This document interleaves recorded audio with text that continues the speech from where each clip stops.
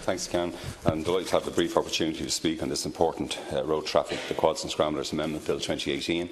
I want to commend Deputies Dáil Éireann and Imelda Munster for bringing the bill forward, and I will of course be supporting it. Recently, of course, figures released to me by the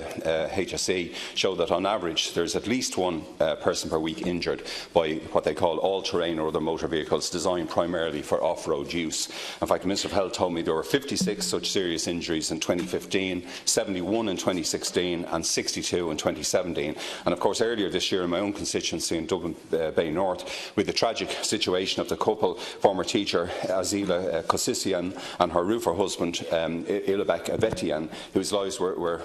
changed incredibly and dramatically after a scrambler landed on them in the local park and left Mr Avetian with devastating, life-changing injuries. Indeed, over many years, constituents have had their peace disturbed or been placed in acute danger by the use of scramblers in high amenity areas like Streamville Park, Darndale Park, Riverside Green and other amenity areas all across the north of DBN. Now, I asked yourself, Minister, and the Minister for Justice many parliamentary questions about the regulation of quad bikes and scramblers, and I also, of course, like other deputies here, we've spoken to Dublin City and Fingal officials, and the replies given to me have said they keep maintaining there are indeed already sufficient powers bestowed upon the Gardaí to enforce, as they say, severe penalties under the road traffic laws, including fixed charge notices, penalty points, fines and possible seizure of the vehicle. And indeed a PQ reply I received in 2017 stated that an Garda Síochána can also use Section 20 of the Road Traffic Act 1961 to perform an examination of roadworthiness of any vehicle being used in a public place, which obviously should include parks and amenity open spaces, Minister. I was also informed local authorities can introduce, of course, obviously the necessary bylaws. But we know of many concerned constituents that when they phone the Gardaí about this dangerous driving, they're often told, of course, there's no cars available, or if there's a whining noise going on right beside your house for hours on end, and people may be not well in the house or children gone to bed or whatever. And of course Judge Charlton in his report last week said that, and I quote, it's extraordinarily rare that Gardaí are seen in uniform on the streets, especially compared, quote again, to other major cities such as Rome, London and Athens, where police are visible at intersections, at junctions and in public places.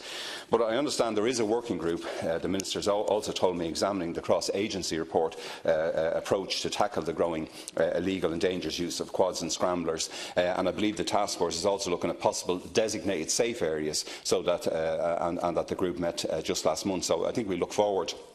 to seeing a result from that. But as Deputy Ellis and Munster know, we often get answers, of course, in government departments telling us there's no lacuna in legislation, and then we see the real lack of enforcement, and that seems to be based on gaps in legislation, like I was referring to the Minister of Justice earlier today, Minister, in relation to the road traffic bills. So I think it's a short but significant bill to amend Section 41 of the Road Traffic Act to allow Gardaí to seize them and quad bikes, seize scramblers and quad bikes in instances where they've been used unlawfully, and to finally address that once and for all. And this new subsection 6, I think, would also be very, very valuable. But as with the supply of old cars and indeed a range of illegal substances, I also believe, Can, that on Garda Síochána should target those who supply quad bikes and scramblers to children, including manufacturers, importers, retailers, everybody down the business line, and the whole area of regulation, registration, licensing, taxing and driver training. It's very unclear and non-existent in relation to these vehicles, yet the vehicles, as I said, they can be a shocking nuisance,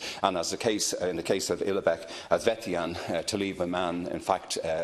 seriously